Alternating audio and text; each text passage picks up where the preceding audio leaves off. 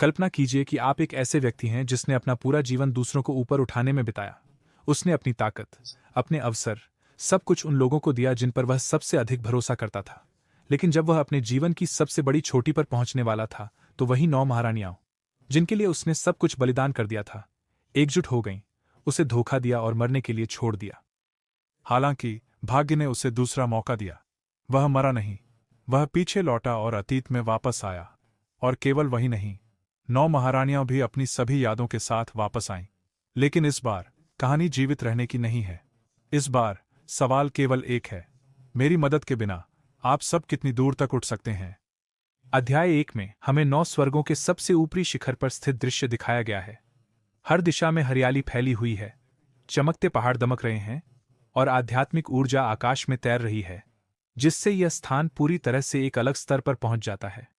वातावरण इतना शांत और सुंदर है कि ऐसा लगता है जैसे यह भूमि साधारण मनुष्यों के लिए कभी नहीं थी। इस शिखर पर स्थित एक भव्य संप्रदाय के विशाल द्वार के पास एक बूढ़ा व्यक्ति जोर से घोषणा करता है कि आज हमारे 9 जीवन वंदनीय अपने मार्ग को सिद्ध करेंगे और आरोहण के माध्यम से आश्रित्व प्राप्त करेंगे। वह घोषणा करता है कि आश्रित्व प्राप्त करने के बाद वह 9 स्वर्गों के भीतर अपनी पूरी तरह से योग्य स्थिति प्राप्त करेंगे। यह, वह कहते हैं, न केवल उनके लिए बल्कि पूरे संप्रदाय और उसके सभी लोगों के लिए एक आशीर्वाद है। बूढ़ा व्यक्ति आगे कहता है कि आज आप एक ऐसा क्षण देखेंगे जो शायद आपके जीवन में फिर कभी न देख पाएं। यह एक महान उपलब्धि होगी और इसे अपनी आंखों से देख पाना आपका सबसे बड़ा सौभाग्य होगा। फिर वह आदरपूर्वक घोषणा करता है कि हमें अपने स्वर्गीय वंदनीय 9 जीवन का स्वागत करना चाहिए और विपत्ति शुरू करनी चाहिए। जैसे ही वह बोलना समाप्त करता है, विशाल संप्रदाय का द्वार धीरे धीरे खुलता है और हमारा मुख्य पात्र अपनी रानियों के साथ बाहर आता है। उसकी चाल, उसका भाव और उसकी पूरी आभा इतनी स्थिर और शक्तिशाली लगती है कि आसपास की भीड़ स्वतः ही चुप हो जाती है। ईमानदारी से कहें तो पहली नज़र में उसकी उपस्थिति बिल्कुल भी बुरी नहीं लगती, बल्कि यह एक अलग तरह का दबाव बनाती है। लेकिन कुछ शिष्य जो पीछे खड़े हैं, एमसी की भव्यता देखकर आपस में अशिष्ट टिप्पणियां करने लगते हैं। यह सुनकर पास के बुजुर्ग तुरंत सख्त हो जाते हैं और उन्हें गुस्से में डांटते हैं, यह कहते हुए कि वे अपनी जुबान बंद रखें और अपने वरिष्ठों का सम्मान करना सीखें। बुजुर्ग स्पष्ट रूप से चेतावनी देते हैं कि अगर इस व्यक्ति का मन जरा भी बदलता है तो उसकी शक्ति इतनी भयानक है कि वह अकेले ही उनके पूरे कबीले को मिटा सकता है। वे याद दिलाते हैं कि अतीत में उसने अकेले ही याओ कबीले से लड़ाई की थी और यहाँ तक कि पूरे राक्षस क्षेत्र को अकेले ही नष्ट कर दिया था। यह सुनकर शिष्यों के चेहरे पीले पड़ जाते हैं और हर जगह सन्नाटा छा जाता है। इस बीच विपत्ति पूरी तरह से शुरू हो चुकी है। आकाश गरजता है, बिजली कड़कती है और पूरा क्षेत्र विपत्ति ऊर्जा से भर जाता है। हमारा मुख्य पात्र बिना किसी हिचकिचाहट के आत्मविश्वास से विपत्ति के केंद्र की ओर सीधा चलता है, उसे सीधे चुनौती देता है। एक पल के लिए भी वह डर या संदेह नहीं दिखाता। सभी देखने वाले स्तब्ध हैं। फिर अचानक विपत्ति के अंदर से एक वृद्ध आकृति धीरे धीरे प्रकट होती है। उसकी मात्र उपस्थिति से वातावरण भारी हो जाता है। यह देखकर यहां तक कि मुख्य पात्र भी थोड़ी देर के लिए आश्चर्यचकित हो जाता है, क्योंकि ऐसा दृश्य शायद ही कभी देखा जाता है। एक लड़की कांपती आवाज में कहती है कि यह स्वर्गीय व्रेनेगुजिंग है, जो सदियों से मौजूद शीर्ष श्रेणी की विपत्तियों में से एक है। कई लोग डर जाते हैं, लेकिन कुछ बुजुर्ग अब भी मानते हैं कि हमारे 9 जीवन व्रेने अजेय हैं और कोई भी विपत्ति उन्हें रोक नहीं सकती। शांतिपूर्वक मुख्य पात्र गुजिंग से पूछता है कि क्या उन्हें लड़ाई शुरू करनी चाहिए। गुजिंग सीधे चेहरे के साथ जवाब देते हैं, शुरू करो। लड़ाई शुरू होती है। उनकी टक्कर इतनी तीव्र है कि अंतरिक्ष भी विकृत होने लगता है। विस्फोट गूंजते हैं, रोशनी चमकती है और ऐसा लगता है जैसे आकाश ही टूट जाएगा। फिर भी अजीब बात यह है कि एमसी के पीछे की महारानियां बिल्कुल भी चिंतित नहीं दिखतीं। उनके चेहरे के भाव सामान्य बने रहते हैं। इसके बजाय वे एक दूसरे से फुसफुसाते हैं कि वे इस क्षण का लंबे समय से इंतजार कर रहे थे। उनके शब्दों में डर नहीं, बल्कि एक अजीब आत्मविश्वास है। फिर गुजिंग समय के दांव का उपयोग करता है। बुजुर्ग गंभीर हो जाते हैं और समझाते हैं कि इस तकनीक के कारण गुजिंग के क्लोन कई समय रेखाओं के माध्यम से यात्रा करेंगे और प्रत्येक में एमसी का शिकार करेंगे। अगर गुजिंग किसी एक समय रेखा में भी सफल हो जाता है तो यहां एमसी के वास्तविक शरीर को घातक क्षति होगी। हर जगह तनाव फैल जाता है। इस चाल को देखकर एक महारानी का चेहरा अजीब तरह से बदल जाता है और ऐसा लगता है कि एक बुरी आभा उससे निकल रही है, जैसे उसकी सच्ची मंशा अब छिपी नहीं रह सकती। फिर भी मुख्य पात्र शांत रहता है और सहजता से कहता है कि यह चाल वाकई प्रभावशाली है। फिर वह जोड़ता है कि उसे माफ करना होगा, क्योंकि हर समय रेखा में वह हमेशा एक बेजोड़ अस्तित्व रहा है। लेकिन गुजिंग खुलासा करता है कि उसने पहले ही सभी समरेखाओं में एमसी को नष्ट कर दिया है। ठंडे हंसी के साथ वह उसे खुद की प्रशंसा करने के लिए उपहास करता है और कहता है कि उसने हर युग में उसे मार डाला है। यह सुनकर मुख्य पात्र को ऐसा लगता है जैसे उसकी आत्मा पर आघात हुआ हो। उसका शरीर कांपता है, उसकी ताकत खत्म हो जाती है और वह गंभीर चोट में जमीन पर गिर जाता है। यह समझ नहीं पाता कि यह कैसे हुआ। गुजिंग समझाता है कि भले ही एमसी की ताकत असाधारण है, यिन यांग दाओ देवोरिंगु पहले ही उसके शरीर के अंदर जड़ें जमा चुका था। यही कारण है कि गुजिंग उसे हर समय रेखा में इतनी आसानी से मार सकता था। एमसी अचानक सच्चाई को समझता है और धीरे धीरे अपनी महारानियों की ओर मुड़ता है। वह भारी आवाज में पूछता है, मुझे मत बताओ कि तुम्हें इसके बारे में कुछ भी नहीं पता था, लेकिन उसके सामने का दृश्य भयावह है।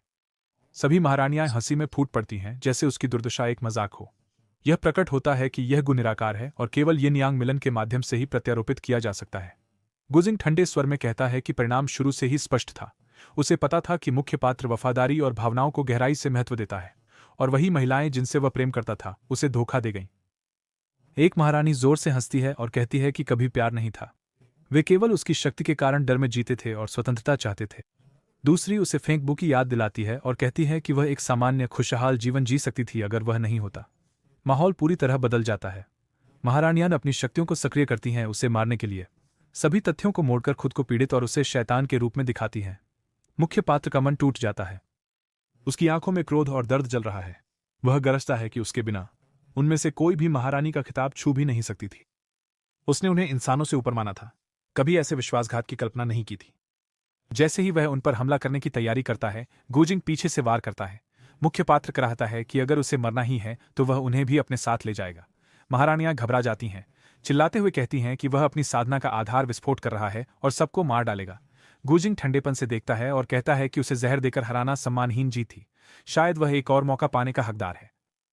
वह अपने समय की दुनिया के पूल का उपयोग करता है और एमसी और सभी 8 महारानियों को अंदर खींचता है। मुस्कुराते हुए कहता है कि उन्हें अगला दौर एक साथ आना चाहिए। फिर गुजिंग समय और स्थान उलटने की तकनीक का उपयोग करता है। एमसी और 8 महारानियों की आत्माओं को 50 साल पीछे भेज देता है। दृश्य अतीत में बदल जाता है। मुख्य पात्र लुइस हैरानी से चारों ओर देखता है। सब कुछ परिचित लगता है, फिर भी अलग। उसके सामने उसकी पहली महारानी चूलिंग खड़ी है, जो भविष्य में 9 स्वर्ग की तलवार कन्या बनेगी, लेकिन अब केवल एक विनम्र सेविका है। प्रतिगमन से उसका सिर घूम जाता है। मुख्य पात्र को देखकर वह डर के मारे चिल्लाती है, उसे शैतान मास्टर कहती है और सोचती है कि क्या वह अतीत में लौट आई है। लुइस हल्के से मुस्कुराता है, यह समझते हुए कि वह भी यादों के साथ लौटी है। वह अपने दिल में गुजिंग को दूसरा मौका देने के लिए धन्यवाद देता है। फिर वह शांति से अपने मोजे उतारता है। तलवार की देवी भ्रमित है। लुइस अपने पैर आगे बढ़ाते हैं और अनायास कहते हैं, मेरे पैर धो। वह स्तब्ध है, फिर भी चुपचाप उन्हें धोने लगती है। उसके हाथ कांप रहे हैं। लुइस सोचता है कि वह उसे अभी मार सकता है, लेकिन मौत सबसे क्रूर सजा नहीं है। वह उसे जीवित रहने देगा ताकि वह उसके बिना जीवन की पूर्ण दुखद स्थिति का अनुभव कर सके। वह उसे शांतिपूर्वक बताता है कि यह सब एक सपना नहीं था, वे वास्तव में अतीत में लौट आए हैं। वह चौंक जाती है और पूछती है, हम सब? लुइस उसे बीच में रोकते हुए कहता है कि सब कुछ असली है। गुजिंग की तकनीक ने उन्हें वापस लाया और उसे उस दिन उसके कहे हर शब्द याद है। उसकी अहंकार अब भी बना हुआ है और वह पूछती है, तो अब क्या? लुइस एक शैतानी चमक के साथ मुस्कुराता है और केवल एक शब्द कहता है, काफी। फिर वह घोषणा करता है, तुम आजादी चाहती थी, है ना? इस क्षण से तुम आजाद हो। लुइस खड़ा होता है और पास में रखी एक दराज खोलता है। अंदर से वह एक टोकन निकालता है और तलवार कन्या को दिखाते हुए कहता है, इसे ध्यान से देखो। यह क्या है? तलवार कन्या थोड़ी हिचकिचाहट के साथ जवाब देती है, यह मेरी जीवन पट्टिका है। अगले ही पल लुइस बिना किसी भाव के उस जीवन पट्टिका को वहीं जला देता है। एक छोटी सी आग की चमक के साथ पट्टिका राख में बदल जाती है। लुइस ठंडे स्वर में कहते हैं, देखा मैंने अनुबंध की पट्टिका जला दी है। अब से तुम पूरी तरह से स्वतंत्र हो। जब भी चाहो तुम अपने ट्रू स्वॉर्ड मैनर लौट सकती हो। यह देखकर स्वॉर्ड मेडन चौंक जाती है, फिर भी वह खुद को संभालती है और सीधे स्वर में कहती है, लुइस, तुम्हारे पास 9 जीवन थे, फिर भी अपने पहले जीवन में तुमने आत्मविनाश क्यों चुना? लेकिन लुइस अब उसके साथ किसी भी तरह का संबंध नहीं रखना चाहता। उसका चेहरा कठोर हो जाता है। वह गुस्से में उसकी ओर मुड़ता है और कहता है, अपना काम करो और यहां से दफा हो जाओ। यह सुनकर तलवार कन्या भी बिना रुके जाने लगती है। जाते हुए वह ठंडे स्वर में कहती है, ठीक है, अब जब यौवैसन्यू और पुनर्जन्म शाह, मैं कसम खाता हूं कि इस बार मैं तुम्हें एक सचमुच दुखद अंत दूंगा। जब वह चलती है वह अपने आप से सोचती है, लुइस, मेरे पास एक जन्मजात तलवार शरीर है। अगर यह सब तुम्हारी वजह से नहीं हुआ होता तो मेरा जीवन कहीं अधिक शानदार होता। बाहर कदम रखते हुए वह भावुक स्वर में कहती है, पिता, माता, भाई, आपकी बेटी आखिरकार वापस आ रही है। पीछे से लुइस उसे छू हवेली की ओर भावुक कदमों से चलते हुए देखता है। उसी दुष्ट मुस्कान फिर से उसके चेहरे पर उभरती है और वह धीरे से बड़बड़ाता है, एक पिता, एक बेशर्म माँ, एक बेकार भाई और यह गरीब लड़की। वह आगे सोचता है, एक बार जब तुम लौटोगे तो तुम समझोगे कि असली शैतान की गुफा क्या होती है। इस जीवन में मैं उन्हें बिल्कुल भी दया नहीं दिखाने वाला हूं। उन 8 महिलाओं की जंजीरें अब मुझे नहीं बांधेंगी।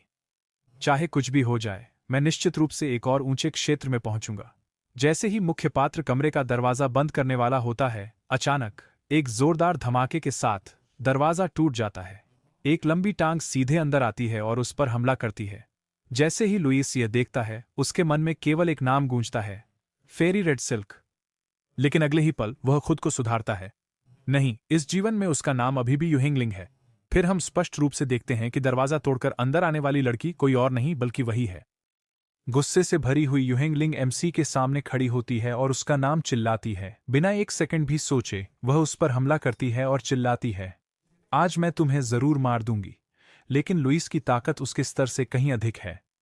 बिना किसी तकनीक का उपयोग किए वह एक हाथ से उसकी गर्दन पकड़ता है, उसे हवा में उठाता है और उसे उसकी ही टांग से उल्टा लटका देता है। युहेंगलिंग समझ भी नहीं पाती कि सब कुछ इतनी जल्दी कैसे हो गया। लुइस धीरे धीरे उसके पास आता है और घातक स्वर में कहता है, तुम अब भी मुझ पर वार करने की हिम्मत करती हो? वह उसे इतनी कसकर पकड़ता है कि युहेंगलिंग अपने हाथ या पैर भी नहीं हिला पाती। डरी हुई हकलाती आवाज में वह कहती है, तुम क्या कर रहे हो? लेकिन लुइस का उसे ज्यादा कुछ करने का इरादा नहीं है। वह पहले से ही जानता है कि इस लड़की का आगे का भाग्य भी खास नहीं होने वाला है। वह ठंडे स्वर में कहता है, आज तुम अपने हाथों से मेरा दरवाजा ठीक करोगी, और अगर तुम ऐसा करने में असफल होती हो तो मैं तुम्हारी गर्दन मरोड़कर यहीं तुम्हारी जान ले लूंगा। युहेंगलिंग पूरी तरह से बंधी होने के बावजूद कांपती आवाज में कहती है, मैं मना करती हूं। अगर यह सब तुम्हारी वजह से नहीं हुआ होता तो मैं अभी फेंक लोक्सू के साथ होती। यह सुनकर लुइस हल्के से हंसता है और जवाब देता है, तो इस जीवन में भी अगर तुम उसे पाना चाहती हो तो तुम्हें अपनी पूरी कोशिश करनी होगी, है ना? यह सुनते ही युहेंगलिंग का चेहरा सख्त हो जाता है। डर उसके पूरे शरीर में फैल जाता है और वह कांपते हुए कहती है, मैं इसे ठीक कर दूंगी। मैं दरवाजा ठीक कर दूंगी। कृपया मुझे जाने दो। लेकिन लुइस उसकी गर्दन पर अपनी पकड़ और मजबूत कर देता है। उस समय युहेंगलिंग अपने मन में सोचती है, कमबख्त, अतीत में लौटने के बाद भी मैं अभी भी उसका मुकाबला नहीं कर सकती। जैसे ही वह पूरी तरह से हार मान लेती है, लुइस उसे कीड़े की तरह जमीन पर फेंक देता है और कठोर आवाज में कहता है, अब काम पर लग जाओ, और अगर मैं लौटने पर यह दरवाजा ठीक नहीं पाता तो तुम्हारा काम तमाम है। युहेंगलिंग किसी तरह खुद को संभालती है और खड़ी हो जाती है।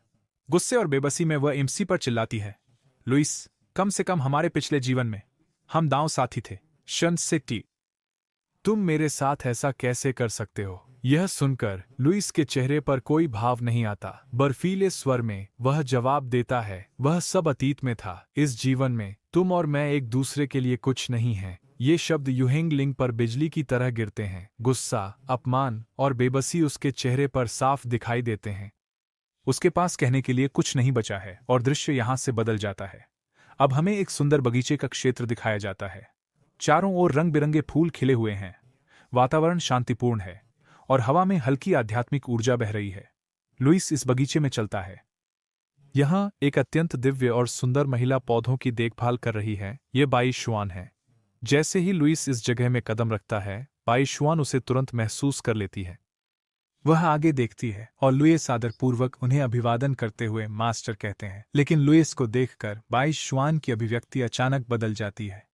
वह आश्चर्य से सीधे पूछती हैं, अब तुम्हारे पास केवल एक ही जीवन क्यों बचा है? अपने गुरु से ऐसा सीधा सवाल सुनकर लुइस एक पल के लिए हिचकिचाता है। हल्के से सिर खुजलाते हुए वह कहता है, इस शिष्य की कौशल कुछ कम थी। एक साधना सत्र के दौरान एक प्रकृति को मजबूर करने के लिए मैंने अपनी 9 जिंदगियों को एक में मिला दिया, इसलिए अब केवल एक ही जीवन बचा है। बाई शुआन का गुस्सा स्पष्ट हो जाता है। उसे कड़ी नजरों से देखते हुए वह कहती हैं, मैंने एक तरीका खोज लिया है। बाइन द साइन गस काइन बर्शैम। शियाटियन शक्ति को दबाने के लिए। इसलिए पिछले जीवन की घटनाओं को सिर्फ एक सपने की तरह भूल जाओ। हम कभी भी उन चीजों को फिर से होने नहीं देंगे, वह तेज आवाज में जोड़ती है। और अगर ऐसे गंदे और विश्वासघाती विचार फिर से तुम्हारे मन में आते हैं तो मैं इस संप्रदाय से तुम्हारे अस्तित्व को मिटाने में एक पल की भी देरी नहीं करूंगी। लुईस शांतिपूर्वक जवाब देते हैं, यह शिष्य गुरु की शिक्षाओं को अपने दिल में अंकित करेगा। बाहर से वह आज्ञाकारी दिखता है, लेकिन अंदर से हल्के से हंसता है और सोचता है, क्या आप सच में मानते हैं कि आपने कोई तरीका खोज लिया है? अगर मैंने समुद्र विष को अपने शरीर में स्थानांतरित नहीं किया होता तो क्या तुम कभी त्यान महारानी बन पाती? यहाँ हम स्पष्ट रूप से समझते हैं कि बाई क्विलोंग भी पिछले जीवन में मुख्य पात्र की महारानियों में से एक थी, जो अब उसकी गुरु के रूप में प्रकट हो रही है। दृश्य फिर से बदलता है। मुख्य पात्र अकेले एक पहाड़ की चोटी पर बैठा है। आसमान और नीचे की दुनिया को देखते हुए वह खुद से कहता है, नहीं, मेरी साधना का स्तर वापस क्यूई संघनन के 5वें चरण पर आ गया है। ऐसा लगता है कि मुझे सब कुछ फिर से शून्य से शुरू करना होगा। फिर वह फुसफुसाता है, पुराने दोस्त, क्या तुम अभी भी मेरे साथ हो? तुरंत एक प्रणाली अधिसूचना उसके सामने खुलती है। 3 विकल्प दिखाई देते हैं, साधना, अनुमान, प्रबोधन। एक रोबोटिक आवाज गूंजती है, मैं यहां हूं, होस्ट। आपको क्या चाहिए? यह आवाज सुनकर लुईस को एक अजीब सा सुकून महसूस होता है। हल्के से मुस्कुराते हुए वह कहता है, शुक्र है तुम भी मेरे साथ आए, लेकिन रुको, क्या अब तुम्हें काम करने के लिए ऊर्जा की जरूरत नहीं है? एक हल्की डींग ध्वनि के साथ आवाज जवाब देती है, मैं अब स्वयं स्वर्गीय दांव बन गया हूं। मुझे ऊर्जा की आवश्यकता क्यों होगी? लुईस सिर हिलाते हुए कहते हैं, सही है, लेकिन स्वर्गीय दांव के रूप में क्या आप कुछ ज्यादा ही निर्दयी नहीं हो गए हैं? वह शिकायत करते हैं, क्या सच में मेरे सिर पर सभी युगों की सबसे खतरनाक शीर्ष स्तर की विपत्ति डालना आवश्यक था? शांत निर्दयी आवाज जवाब देती है, बिल्कुल आवश्यक। आखिरकार आप मेरे मेजबान हैं। अंतिम चुनौती तैयार करना मेरा कर्तव्य है। लुईस का चेहरा गिर जाता है। वह सूखे स्वर में कहता है, बहुत धन्यवाद। फिर गहरी सांस लेते हुए कहता है, ठीक है, चलो साधना शुरू करते हैं। प्रणाली उसकी व्यंग्य को नजरअंदाज करते हुए सामान्य रूप से जवाब देती है, आपका स्वागत है। नवजीवन अमर स्वर्गीय शास्त्र की साधना शुरू कर रहा हूं। दृश्य तलवार कन्या की ओर बदल जाता है। छू तलवार हवेली के बाहर लंबी सीढ़ियां दिखाई देती हैं। थकी हुई तलवार कन्या उन्हें एक एक कदम चढ़ती है। हर सीढ़ी एक परीक्षा की तरह लगती है, फिर भी किसी तरह वह ऊपर तक पहुंच जाती है। हवेली के सामने खड़ी होकर वह हाँफते हुए कहती है, पिता, माता, मैं लौट आई हूं। उसकी आंखें नम हो जाती हैं, यह विश्वास करते हुए कि अब सब कुछ ठीक हो जाएगा, लेकिन गेट पर खड़ा गार्ड उसे देखकर चौंक जाता है। वह सोचता है, क्या यह सच में बड़ी मिस है? वह क्यों वापस आई हैं? वह उसका रास्ता रोकता है और कठोरता से चिल्लाता है, यह भिखारी कहां से आ गया? तुम्हारे जैसे कचरे की छू तलवार महल में कोई जगह नहीं है, दफा हो जाओ। तलवार कन्या भ्रमित हो जाती है और कहती है, मैं भिखारी नहीं हूं, मैं सबसे बड़ी मिस चू लिंग हूं। जब वह पीछे नहीं हटती तो गार्ड अपनी तलवार निकालता है और चिल्लाता है, बेशर्म चूहा, तुम्हारी हिम्मत कैसे हुई सबसे बड़ी मिस का भेष बनाने की? अचानक चू लिंग नंगी हाथों से तलवार पकड़ लेती है और भावुक होकर कहती है, चू से, मुझे ध्यान से देखो, मैं छू लिंग हूं। तुम मुझे अपनी बाहों में उठाकर मिठाइयां खरीदते थे, याद है? लेकिन गार्ड उसका हाथ झटक देता है और चिल्लाता है, तुम्हारे पास चू परिवार का खून नहीं है, तुम वापस क्यों आई हो? अंदर से वह घबरा जाता है, सोचता है कि वह मुश्किल से उस शैतान के अड्डे से बची थी, फिर से कब्र में खुद को क्यों फेंकने आई है? छूलिंग रोते हुए कहती है कि भले ही वह जैविक नहीं है, उसके माता पिता ने उसे सच्चे मांस और खून की तरह माना। यह सुनकर एक और गार्ड सच्चाई को समझता है और चिल्लाता है, यह सच में बड़ी मिस है। छूलिंग वापस आ गई है। हवेली में अफरा तफरी मच जाती है। हवेली का मालिक, उसका तथाकथित पिता, नकली चिंता के साथ बाहर आता है। उसके पीछे उसकी पत्नी भी आती है। छूलिंग दौड़कर अपने पिता को गले लगाती है और रोते हुए कहती है, पिता, मैं वापस आ गई हूं। उसकी मां झूठे स्नेह से उसके आंसू पोंछती है और पूछती है कि वह कहाँ थी। छूलिंग कहती है कि उसे ग्रेट डाउ संप्रदाय ने बंधक बना लिया था और वह गुप्त रूप से भाग निकली। उसी समय एक आदमी आता है और छूलिंग को देखकर उसके पैर कांपने लगते हैं। वह राहत में सोचता है, धन्यवाद भगवान, मेरा बलि का बकरा वापस आ गया, अब मैं जीवित रहूंगा। यह व्यक्ति छू सुफेई है, छूलिंग का बड़ा भाई। दृश्य अध्याय 2 में बदलता है और वापस लुईस पर आता है। वह पूरी एकाग्रता के साथ साधना करता है। हमें बताया जाता है कि यह पहला स्वर्ग है, सबसे कमजोर दुनिया, जो कई क्षेत्रों में विभाजित है। प्रीनेटल, पोस्टनेटल, ची गैदरिंग, ओरिजिन कोर, शैटरिंग, शिशु शून्यता, परिष्करण और दांव एकीकरण। पिछले जीवन के अनुभव के साथ लुईस 15 दिन तक साधना करता है और क्यूई परिष्करण की 9वीं परत तक पहुंचता है। फिर मूल कोर निर्माण शुरू करता है, लेकिन अचानक उसे कुछ गलत लगता है। उसका सीना भारी हो जाता है, सांस लेने में कठिनाई होती है और वह खून खांसता है। वह बड़बड़ाता है, यह क्या हो रहा है? केवल आधा मेरी चीख और निर्माण में मदद कर रहा है, बाकी पत्थर जैसा महसूस हो रहा है। विश्लेषण के बाद प्रणाली घोषणा करती है, आपके शरीर के अंदर स्वर्गीय कठोरता विष पाया गया है। लुईस अपने दांत भींचता है, यह समझते हुए कि उन महिलाओं ने न केवल यिन यांगू का उपयोग किया बल्कि इस विष को भी लगाया ताकि वह कभी फिर से उठ न सके। लेकिन उसकी आंखें ठंडी हो जाती हैं और वह कहता है, उन्हें नहीं पता कि मेरे पास अभी भी एक आखिरी तुरुप का पत्ता बचा है।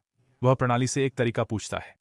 सिस्टम जवाब देता है कि मूल कोर तक पहुंचने और सच्चे ची को सच्चे सार में बदलने के बाद जहर घुल जाएगा। लुईस को याद आता है कि अतीत में उन्होंने एक परफेक्ट रिटर्न टू ओरिजिन पिल बनाई थी जो जबरदस्ती सफलता दिला सकती थी, लेकिन वह गोली पिछले जीवन में यू हांगलिंग को उपहार में दी गई थी। उसके मुट्ठी कस जाती है। इस जीवन में ऐसा कुछ नहीं होगा। अचानक आकाश में हलचल दिखाई देती है।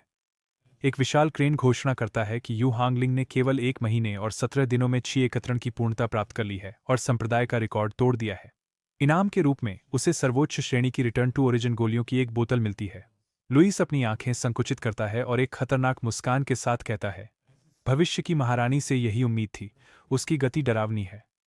ये प्रणाली होने के बावजूद मैं केवल 2 दिन आगे हूं। 1 सेकंड भी बर्बाद किए बिना वह छोटी से कूद जाता है। प्रणाली पूछती है, मेजबान, आप कहां जा रहे हैं? लुईस शांतिपूर्वक जवाब देता है, एक शून्य शोधन विशेषज्ञ की कब्र पर। मैं वह रिटर्न टू ओरिजिन पिल वापस लेने जा रहा हूं जो सही मायने में मेरा है। इसके बाद हमारा दृश्य बदलता है।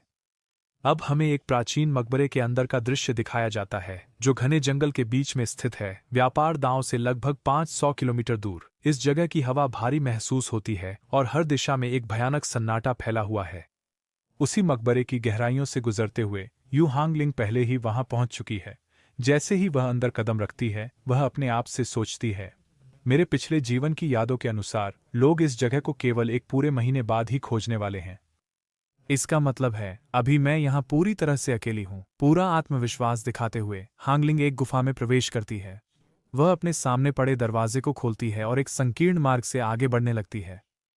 चलते समय उसके मन में केवल एक ही विचार घूमता है कि इस स्थान के सबसे कीमती खजाने यहीं छिपे हुए हैं। वह सोचती है कि इन खजानों में नवजीवन और मरते हुए स्वर्गीय शास्त्र का एक टुकड़ा है और इसके साथ ही एक परिपूर्ण रिटर्न टू ओरिजिन पिल है। तेज कदमों से आगे बढ़ते हुए वह अंततः उन खजानों के सामने पहुंचती है। पहले वह नवजीवन स्वर्गीय शास्त्र उठाती है और बड़ी खुशी से मुस्कुराते हुए कहती है, वरिष्ठ भाई, इस बार मैं आपसे एक कदम आगे हूं। लेकिन जैसे ही वह शास्त्र खोलती है और अंदर देखती है, उसकी आंखें आश्चर्य से खुली रह जाती हैं। अगले ही क्षण उसका पूरा चेहरा पीला पड़ जाता है। वह पूरी तरह से अविश्वास में पड़ जाती है। हमें दिखाया जाता है कि उस शास्त्र के अंदर लुईस की लिखावट में शांत और प्रेमपूर्वक लिखा है, कुतिया, तुम बहुत देर से आई हो। और केवल इतना ही नहीं, उसके साथ ही वहां शांति से बनाए गए सुनहरे स्केच भी हैं। यह सब देखकर हांगलिंग की आवाज कांपने लगती है। हकलाते हुए वह कहती है, यह। अचानक गुस्से में वह किताब को जमीन पर फेंक देती है और चिल्लाती है, लुईस, तुम कमीने। जैसे ही किताब जमीन पर गिरती है, दर्जनों पीले रंग की सुनहरी लेजर लाइट्स पूरे मकबरे के अंदर सक्रिय हो जाती हैं और उसे चारों ओर से घेर लेती हैं। यह देखकर हांगलिंग पूरी तरह से डर जाती है। ऊपर की ओर देखते हुए वह जोर से चिल्लाती है, लुईस, मुझे यहां से बाहर निकलने दो। लेकिन चाहे वह कितना भी चिल्लाए, उसकी आवाज सुनने वाला कोई नहीं है। मकबरा पूरी तरह से शांत रहता है। इसके बाद हमारा दृश्य फिर से बदल जाता है। अब हमें 3 दिन बाद का दृश्य दिखाया जाता है। हम देखते हैं कि यू हांगलिंग अत्यधिक गुस्से से भरी हुई सीधे एमसी के घर की ओर आ रही है। बिना रुके वह अंदर घुसती है और दरवाजे को लात मारकर खोल देती है। जैसे ही वह अंदर आती है, वह चिल्लाती है, तुम यहां बाहर आओ। जैसा कि हम देख सकते हैं, उसका शरीर कई घावों और चोटों से ढका हुआ है। हर जगह खरोंचें और निशान दिखाई दे रहे हैं। हालांकि ऐसा नहीं लगता कि चोटें जानलेवा हैं। यह स्पष्ट है कि उसने इन 3 दिनों में बहुत कुछ सहा है। यही कारण है कि वह बिना सोचे समझे इतनी गुस्से में यहां आई। वैसे इस सीरीज में अधिकांश पात्रों के नाम मेरे लिए लगभग एक जैसे लगते हैं। इसलिए नाम को थोड़ा बदलना बेहतर लगता है। उसका असली नाम यू हांगलिंग है, लेकिन अब से हम उसे गुस्सैल महिला कहेंगे। और सच में उसके लिए इससे बेहतर नाम नहीं हो सकता। यह गुस्सैल महिला एमसी के घर में घुसने की कोशिश करती है और बिना रुके उस पर चिल्लाने लगती है। लेकिन अचानक एक ऊर्जा हथेली का हमला आता है और सीधे उसके पेट पर लगता है। एक जोरदार चीख उसके मुंह से निकलती है और उसका शरीर हवा में उड़कर दूर जा गिरता है। जमीन पर फिसलते हुए वह एमसी के घर के आंगन में जा टकराती है। दर्द से कराहते हुए वह अपने दांत पीसती है और आह की आवाज निकालती है। फिर सामने से एक शांत लेकिन ठंडी आवाज आती है। क्या तुम्हारी माँ ने तुम्हें कभी नहीं सिखाया कि किसी के घर में प्रवेश करने से पहले दरवाजा खटखटाना चाहिए? यह सुनकर गुस्से में भरी महिला बुरी तरह चौंक जाती है। अपने मन में आग उगलते हुए वह सोचती है, लुईस, अब तुम बहुत आगे बढ़ रहे हो। मैं तुम्हारे सामने झुकने से मरना पसंद करूंगी। लेकिन यह सब वह केवल अपने दिमाग में ही सोच सकती थी। वास्तव में वह केवल गुस्से में अपने दांत और बाल चबा सकती थी। सच्चाई यह थी कि इस समय उसे लुईस की जरूरत थी, और जब जरूरत होती है तो गर्व भी निगलना पड़ता है। यही कारण है कि वह किसी तरह खुद को नियंत्रित करती है, खड़ी होती है और इस बार दरवाजे पर शिष्टता से दस्तक देकर कहती है, वरिष्ठ भाई, कृपया, क्या आप दरवाजा खोल सकते हैं? अंदर से बिना किसी हिचकिचाहट की आवाज आती है, यहां से दफा हो जाओ। यह सुनकर गुस्से में महिला का खून और भी खौल उठता है। वह जोर से दरवाजा पीटने लगती है और चिल्लाती है, क्या तुमने उस मकबरे से परफेक्ट रिटर्न टू ओरिजिन गोली ली थी? लेकिन उसके सवाल का जवाब शब्दों में नहीं आता। दरवाजा अपने आप खुल जाता है और उसी क्षण कई ऊर्जा हमले बाहर निकलते हैं और एक के बाद एक उसे मारते हैं। प्रत्यक्ष हमलों के कारण उसका शरीर फिर से दूर फेंका जाता है। हालांकि इस बार वह किसी तरह अपना संतुलन बनाए रखने में सफल होती है। गहरी सांस लेते हुए वह खुद को शांत करने की कोशिश करती है और सोचती है, शांत रहो, गुस्सा मत करो, सब कुछ अंदर ही रखो। फिर दांत पीसते हुए वह फिर से पूछती है, मैं तुमसे आखिरी बार पूछ रही हूं, क्या तुमने उस मकबरे से परफेक्ट रिटर्न टू ओरिजिन गोली ली थी? अंदर से वही शांत और निर्दयी आवाज आती है, नहीं, अब यहां से दफा हो जाओ। ये सुनकर गुस्से में महिला पूरी तरह से अपना धैर्य खो देती है।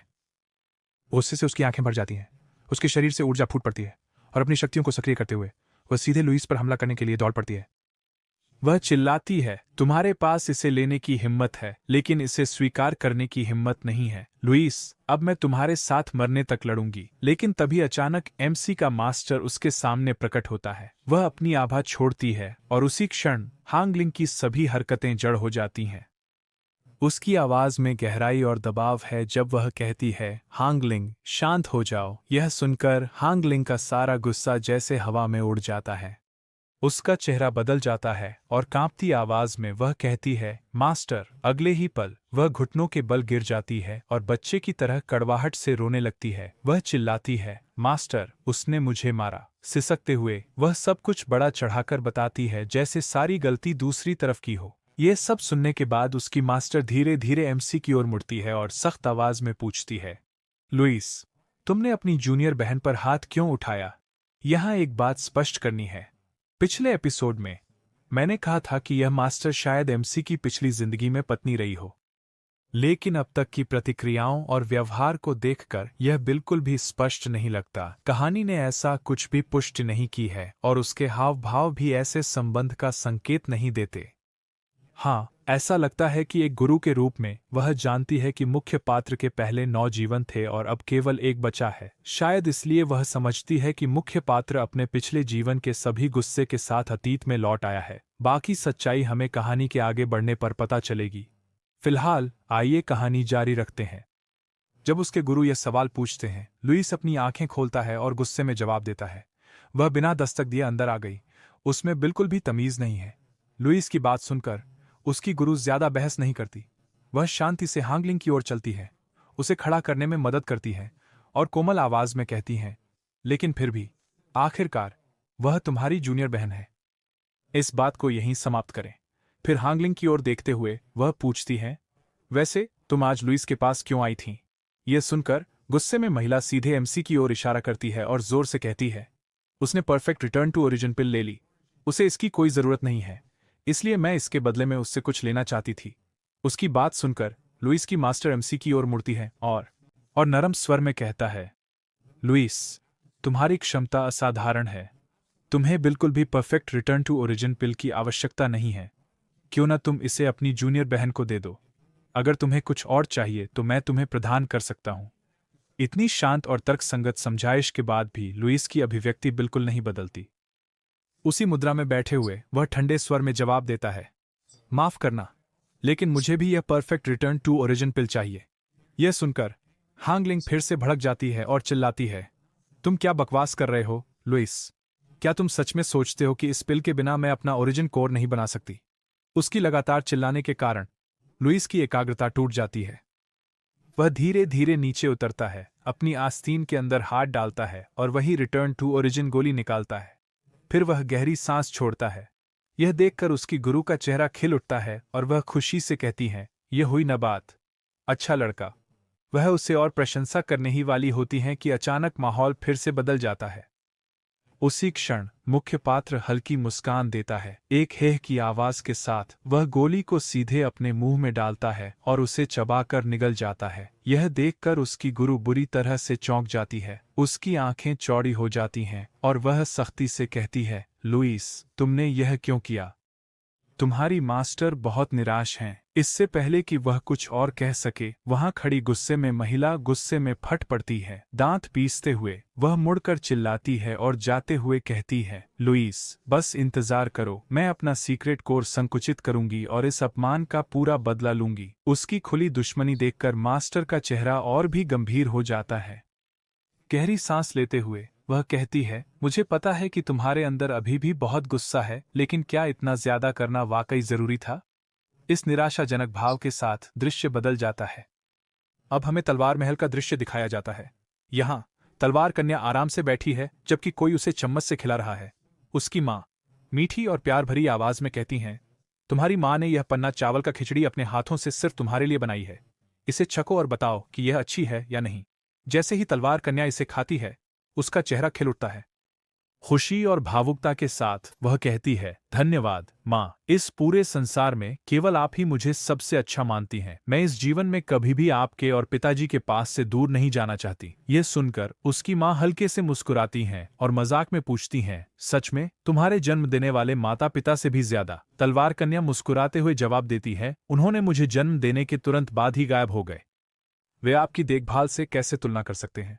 यह सुनकर उसकी माँ धीरे से हंसती है और कहती है, ठीक है, बस अब बहुत हुआ, अब जल्दी से थोड़ा आराम कर लो। तलवार कन्या धीरे से जवाब देती है, हम। लेकिन उसकी माँ अपने दिल में एक अजीब तरीके से हंस रही है, एक बहुत ही राहत भरी और अजीब हंसी। वह सोचती है, हम बच गए, हम आखिरकार बच गए, अब हमारा पूरा परिवार सुरक्षित है। दूसरी ओर तलवार की साधिका अचानक बहुत नींद महसूस करने लगती है। उसकी आंखें भारी हो जाती हैं और हिचकिचाते हुए आवाज में वह पूछती है, माँ, मुझे अचानक इतनी नींद क्यों आ रही है? फिर उसकी माँ धीरे से उसी मीठी लेकिन ठंडी आवाज में कहती है, अगर नींद आ रही है तो थोड़ी सो जाओ। जैसे ही वह यह कहती है, तलवार कन्या अपने शरीर पर नियंत्रण खो देती है। नींद से बोझिल होकर वह खुद को संभाल भी नहीं पाती और बिस्तर पर गिर जाती है। दर्द में अपना सिर पकड़ते हुए वह सोचती है, आज सब कुछ इतना अजीब लग रहा है। मुझे इतनी गहरी नींद क्यों आ रही है? यह असहज भावना पहले कभी नहीं हुई। खुद को मजबूर करते हुए वह अपनी आभा छोड़ती है और अंदर से आदेश देती है, महान कमल तलवार शास्त्र का संचलन करो, मुझे बताओ मेरे शरीर में क्या गलत है। लेकिन जैसे ही वह परिणाम देखती है, उसका दिल बैठ जाता है। वह सदमे में कांप उठती है। क्या मुझे जहर दिया गया है? यह कैसे संभव है? क्या यह पन्ना चावल की खिचड़ी की वजह से हो सकता है? तभी दरवाजे पर दस्तक होती है। एक आवाज पूछती है, क्या तुम पहले ही सो गई हो? भ्रमित और डरी हुई वह तुरंत लेट जाती है, कंबल ओढ़ लेती है और गहरी नींद का नाटक करती है। दरवाजा धीरे धीरे खुलता है। उसकी माँ 3 अन्य लोगों के साथ अंदर आती है। इस बार उसकी आवाज में कोई मिठास नहीं है। ठंडे भारी स्वर में वह कहती है, अच्छा, झर ने काम करना शुरू कर दिया है, अब हम अपना काम शुरू कर सकते हैं। 3 में से एक आगे बढ़ता है। वह कोई और नहीं बल्कि तलवार कन्या का अपना भाई है। अपनी माँ की ओर मुस्कुराते हुए वह कहता है, माँ, आप सच में उतनी ही प्रभावशाली हैं जितना लोग कहते हैं। जितना पुराना अदरक उतना तीखा मसाला। माँ और बेटा दोनों तलवार कन्या को घातक नजरों से देखते हैं। माँ ठंडे स्वर में कहती हैं, आओ, उसे उठाओ और हमारे पुराने पूर्वज के पास ले जाओ। भाई डरावनी हंसी हंसता है, लेकिन उन्हें यह नहीं पता कि तलवार कन्या अभी भी होश में है। वह सब कुछ स्पष्ट रूप से सुनती है। हर शब्द उसके दिल को चाकू की तरह चीरता है। अपनी ही माँ और भाई से ऐसी भयानक बातें सुनकर वह पूरी तरह से टूट जाती है।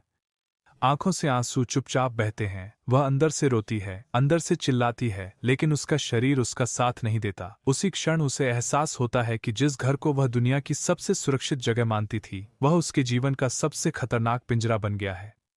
हमें दिखाया जाता है कि दो नौकर तलवार कन्या को ले जा रहे थे और एक दिशा में आगे बढ़ रहे थे, और उनके ठीक पीछे तलवार कन्या का पूरा परिवार भी साथ चल रहा था। तभी तलवार कन्या के पिता एक नौकर को बुलाते हैं और उससे पूछते हैं, क्या तुमने चूजी का ध्यान रखा? यह चूजी वही गार्ड है जिसने शुरुआत में तलवार कन्या को प्रवेश करने से रोका था। नौकर जवाब देता है, मेरे स्वामी, हमने चूजी और उसके परिवार का पूरी तरह से ख्याल रखा है। एक भी जीवित नहीं बचा है। उस नौकर के बारे में सुनकर मुख्य स्वामी की भौहें चिढ़ में उठ जाती हैं और वह ठंडे स्वर में कहते हैं, उत्तम। मैंने कभी सोचा भी नहीं था कि एक मामूली नौकर मेरी भव्य योजना को बर्बाद कर सकता है। फिर गुस्से में नाक फुलाते हुए वह अपने बेटे की ओर तिरछी नजर से देखता है और कहता है, अगर वह अचानक यहां वापस आकर अपनी जान न ले लेती तो तलवार बलिदान में तुम्हें ही चढ़ाया जाता। इस बार तुम्हारी जान बच गई। इसे एक सबक के रूप में लो। शराब और भोग में अपने दिन बर्बाद करना बंद करो और एक बार अपने दिमाग का उपयोग करो। लेकिन एक कहावत है, जैसा बाप वैसा बेटा। उसका बेटा अपने पिता की सभी उम्मीदों को हवा में उड़ा देता है और राहत की सांस लेते हुए कहता है, हाँ पिता, मैं गलत था। मैं वादा करता हूं कि अब से मैं पूरी मेहनत से सही तरीके से साधना करूंगा। इन लोगों को यह अंदाजा नहीं था कि तलवार की देवी उनकी सारी बातें साफ साफ सुन रही थी। उन्हें यह कहते हुए सुनकर कि वह केवल अपनी जान गंवाने के लिए वापस आई थी, वह अंदर ही अंदर कड़वे आंसू बहाने लगी। उसे एहसास होता है कि उसे केवल इसी उद्देश्य के लिए बलिदान के रूप में इस्तेमाल करने के लिए पाला गया था। फिर पीछे से उसका भाई उसे ललचाई नजरों से देखता है और एक काले भाव के साथ कहता है, चूंकि वह वैसे भी मरने वाली है तो क्यों ना मैं पहले उसके साथ थोड़ा मजा कर लूं। मैं केवल आधे घंटे लूंगा। लेकिन गुस्से में उसे थप्पड़ मारने के बजाय उसके पिता बस उसका कान पकड़कर जोर से खींचते हैं और चिल्लाते हैं, तुम कैसी गंदी बकवास कर रहे हो? अगर कुछ नहीं तो वह नाम की तुम्हारी बहन है। मेरी छू तलवार हवेली की प्रतिष्ठा को कचरे में मत फेंको। दर्द से कराहते हुए बेटा जवाब देता है, पिताजी, दर्द हो रहा है। इसके अलावा वह तो सिर्फ दो मृत दासों की संतान है। नाम साझा करने से हम खून के रिश्तेदार नहीं बन जाते। यह सुनकर तलवार कन्या को एक और बड़ा झटका लगता है। अंदर से कांपते हुए वह सोचती है, तो तुम लोगों ने मेरे जैविक माता पिता की भी हत्या की। तभी तलवार कन्या की मां मुस्कुराते हुए उसके पिता के पास आती है और कहती है, चलो, वह वैसे भी मरने वाली है, क्यों ना हमारे बेटे को उसके साथ 1 घंटा रहने दें। उसके पिता तीखे स्वर में जवाब देते हैं, बिल्कुल नहीं। हम पुराने पूर्वज की तलवार को परिष्कृत करने में एक पल की भी देरी नहीं कर सकते, नहीं तो हमारा पूरा परिवार उनके क्रोध का सामना करेगा। अपनी तथाकथित मां को भी ऐसे घृणित शब्द बोलते हुए देखकर तलवार कन्या के अंदर असहनीय क्रोध उठने लगता है। वह सोचती है, मैंने उसे अपनी पूरी जिंदगी अपनी मां की तरह माना और फिर भी वह मेरे बारे में ऐसी घिनौनी बातें कह सकती है। पछतावा उसके दिल में भर जाता है और वह अपने मन में फुसफुसाती है, लुईस, क्या यही सच है जिससे तुम मुझे बचाने की कोशिश कर रहे थे? क्या यही कारण है कि आपने मुझे कभी घर लौटने नहीं दिया? वह अपने अतीत के दृश्य याद करने लगती है, वे दृश्य जो कभी दर्दनाक नहीं लगते थे लेकिन अब झर बन गए थे। वह उन दिनों को याद करती है जब वह लुईस के साथ खतरनाक प्रशिक्षण कर रही थी, इतना कठोर प्रशिक्षण कि कई बार उसकी जान सच में खतरे में पड़ गई थी। पसीने, खून और दर्द से लथपथ उसने कांपते हुए उससे विनती की, युवा स्वामी, मैं आपसे विनती करती हूँ, कृपया मुझे जाने दें।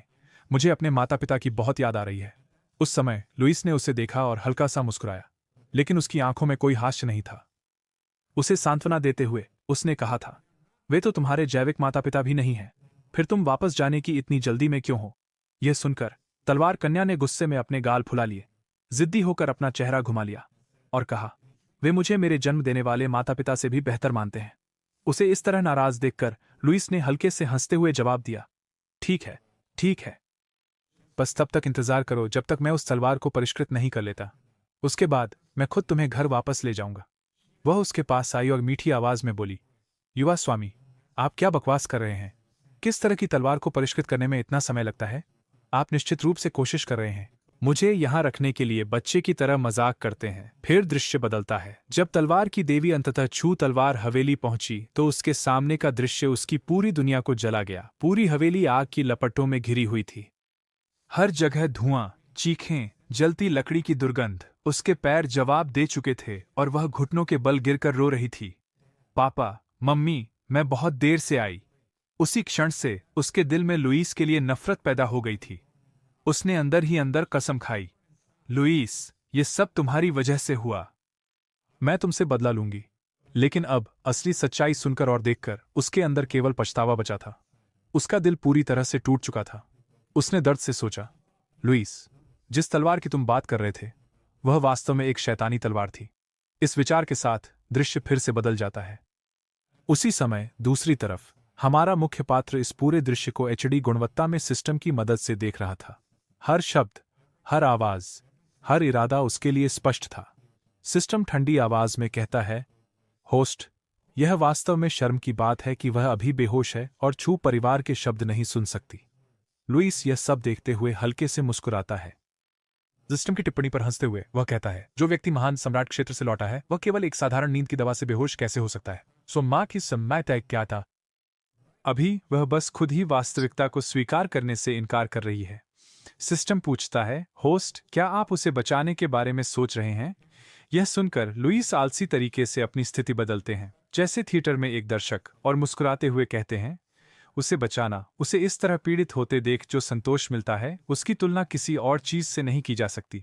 आखिरकार यह एक सम्राट क्षेत्र के प्राणी की वापसी है। अब उसे बचाने के लिए मेरी जरूरत नहीं है। दृश्य फिर से बदलता है। अब हम देखते हैं कि सभी तलवार बनाने के मैदान की ओर बढ़ रहे हैं। पूरा वातावरण भारी और डरावना हो रहा है। छू परिवार एक विशाल हवेली के सामने पहुंचता है। तलवार कन्या को जमीन पर लिटा दिया जाता है और पूरा परिवार उसके पीछे घुटनों के बल बैठ जाता है।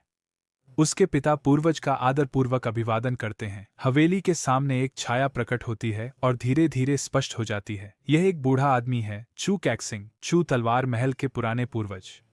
अभिवादन सुनकर वह धीरे धीरे अपनी आंखें खोलता है और उसके सामने पड़ी तलवार कन्या को देखता है। उसके शरीर को एक नजर में देखते हुए वह ठंडे संतोष के साथ कहता है, उत्तम, अब उसे मुझे सौंप दो। वह खड़ा होता है और आदेश देता है, चूटियन और शेफ, तुम दोनों यहां रहो और इस दानवी तलवार समारोह की समाप्ति का गवाह बनो।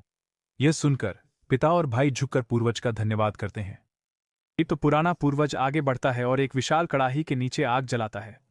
कड़ाही के अंदर एक तलवार हवा में तैर रही है। पहली नजर में कोई नहीं बता सकता था कि यह दानवी है, लेकिन जैसे ही कोई इसकी आभा महसूस करता है, यह स्पष्ट हो जाता है कि यह एक भयानक और पूरी तरह से दानवी अस्तित्व है।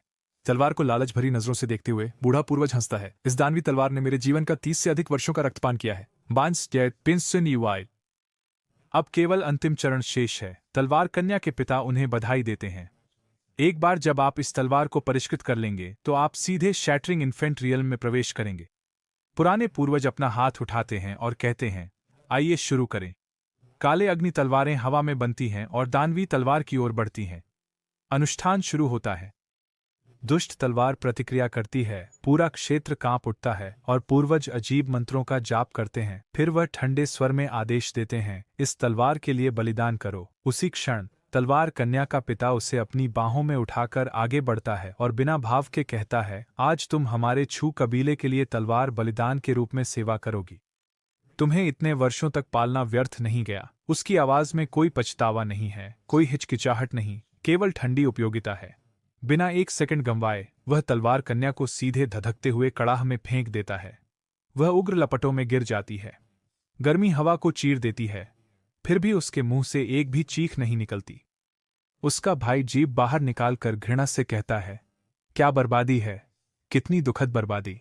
लेकिन फिर कुछ ऐसा होता है जिसकी किसी ने कल्पना नहीं की थी। आग के कड़ाह में गिरने के बावजूद तलवार कन्या मुस्कुरा रही है। उसके चेहरे पर कोई दर्द नहीं है, केवल एक अजीब शांति और क्रूरता है। अचानक वह प्रतिक्रिया करती है, खून थूकती है और वह खून सीधे राक्षसी तलवार पर जा गिरता है। जैसे ही उसका खून उसे छूता है, तलवार से भयानक लपटें उठने लगती हैं। तलवार जैसे जीवित हो गई हो, कंपन बढ़ जाते हैं। यह देखकर उसके पिता घबरा जाते हैं। यह क्या हो रहा है? और उनकी आंखों के सामने ही राक्षसी तलवार गायब हो जाती है। धुंधलेपन में प्रकट होता है और सीधे तलवार की देवी के हाथों में आता है। तलवार की ऊर्जा उसे समर्थन देने लगती है। अब आग उसे नहीं जलाती बल्कि उसे उठाती है। वह कड़ाही के अंदर तैरती है और सीधे पुराने पूर्वज की ओर देखती है। उसकी आंखों में कोई दर्द नहीं, केवल घातक इरादा है।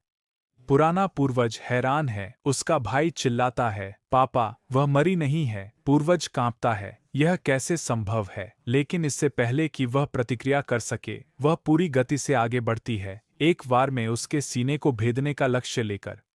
वह जल्दी से एक हरी तलवार निकालता है और चिल्लाता है, दत्त तेरी की। लेकिन जैसे ही उसकी तलवार उसकी दानवी तलवार से टकराती है, वह तुरंत टूट जाती है। उसका शरीर पीछे की ओर फेंका जाता है। वह चिल्लाता है, तुम इस तरह की दानवी तलवार का उपयोग नहीं कर सकते।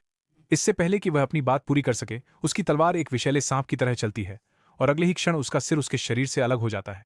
खून हर जगह बरसता है। अपनी तलवार से खून झाड़ते हुए वह ठंडे स्वर में कहती है, दानवी तलवारें राक्षसों का वध करने के लिए बनाई जाती हैं। उसका गुस्सा चरम पर पहुंच चुका है। विश्वासघात, पछतावा और क्रोध ने उसके दिल को पूरी तरह जला दिया है। उसने 2 जन्मों तक अपने परिवार का इंतजार किया, हर सांस के साथ उन पर भरोसा किया, और यह उसका परिणाम था। अब केवल नफरत बची थी। अब तलवारधारी कन्या अपने ही पिता की ओर बढ़ने लगी। उसका पूरा शरीर क्रोध से जल रहा था। उसके कदम भारी थे, लेकिन उसकी मंशा बिल्कुल स्पष्ट थी। उसे अपनी ओर आते देख उसके पिता इतने भयभीत हो जाते हैं कि उनके पैर बेकाबू होकर कांपने लगते हैं। उनके चेहरे का रंग उड़ जाता है। वह तुरंत अपने घुटनों पर गिर जाते हैं। अपने कांपते हाथ आगे बढ़ाते हुए हकलाते हैं, तुम क्यों? क्या तुम सच में छूलिंग हो? नहीं, नहीं, तुम छूलिंग नहीं हो सकती। लेकिन छूलिंग अब किसी की बात सुनने की स्थिति में नहीं है। वह पूरी तरह से गुस्से में पागल हो गई है। उसके शरीर से हत्या का इरादा निकल रहा है, जिससे हवा खुद भारी और दमघोंटू महसूस हो रही है। ठंडे भावहीन चेहरे के साथ वह उसके सामने रुकती है और धीमी लेकिन डरावनी आवाज में पूछती है, क्यों? मैंने आप सबको अपने सबसे करीबी परिवार की तरह माना। मैंने तुम पर आंखें बंद करके भरोसा किया, फिर तुमने मेरे साथ यह सब क्यों किया? उसके पिता में उसके सवाल का जवाब देने की हिम्मत भी नहीं है। डर के मारे कांपते हुए वह बड़बड़ाते हैं, छूलिंग, देखो अब तुम कितनी शक्तिशाली हो गई हो। हमें अब तुम्हें किसी तलवार के लिए बलिदान करने की जरूरत नहीं है। आओ, चलो घर चलते हैं।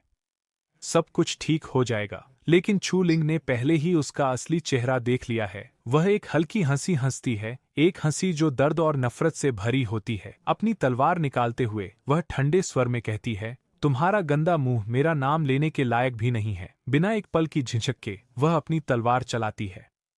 एक ही वार में उसके पिता का सिर हवा में उड़ जाता है। खून हर जगह फव्वारे की तरह छिटकता है। उस क्षण छूलिंग बिल्कुल एक राक्षस की तरह दिखती है, जो बिना दया के अपने रास्ते में आने वाली किसी भी चीज को काटने के लिए तैयार है। उसके बाद वह मुड़ती है। उसके सामने उसका तथाकथित भाई खड़ा है। जैसे ही उसकी आंखें छूलिंग से मिलती हैं, वह डर से कांप उठता है। वह पीछे हटता है। उसके होंठ कांप रहे हैं। उसे ठंडी आंखों से देखते हुए छूलिंग कहती है, अब तुम्हारी बारी, तुम जानवर। उसका भाई तुरंत बीच में ही बोल पड़ता है, घुटनों के बल गिरकर बार बार अपना सिर जमीन पर पटकता है। हाँ, मैं एक जानवर हूं। बस मुझे कुत्ते की तरह समझो और जाने दो। कृपया मुझे मत मारो। लेकिन पलक झपकते ही छूलिंग की तलवार फिर से चलती है। उसकी गर्दन तुरंत कट जाती है और उसका शरीर जमीन पर गिर जाता है। छूलिंग बिना किसी भावना के कहती है, तुम कुत्ते से भी बदतर हो। दूर खड़ी उसकी मां, जो अभी भी अपने पति और बेटे के भाग्य के बारे में नहीं जानती थी, यह दृश्य देखकर भ्रमित हो जाती है। वह केवल देख सकती है कि छूलिंग तलवार बनाने के मैदान से अकेले तलवार हाथ में लिए बाहर आ रही है। उसके कदम शांत हैं, चेहरा भावहीन है, लेकिन उसके पीछे मौत और खून की कहानी है। हैरान उसकी मां आगे बढ़ती है और भ्रमित होकर पूछती है, छूलिंग, तुम कैसे बाहर आई? और बाकी लोग, वे कहाँ हैं? छूलिंग बिना रुके चलती रहती है, अपनी मां की ओर देखे बिना। जब वह अपनी मां के पास से गुजरती है तो ठंडी आवाज में जवाब देती है, आप किसके बारे में बात कर रही हैं? उसकी मां और भी घबरा जाती है और जल्दी से कहती है, तुम्हारे पिता, तुम्हारा भाई, तुम्हारा परिवार। यह सुनकर छूलिंग अचानक रुक जाती है।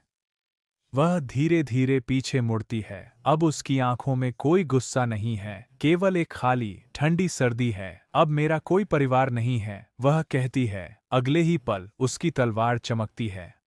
एक ही वार में उसकी मां का सिर उसके शरीर से अलग हो जाता है। खून हवा में बिखर जाता है, लेकिन इस बार छूलिंग के चेहरे पर नफरत या गुस्सा नहीं है,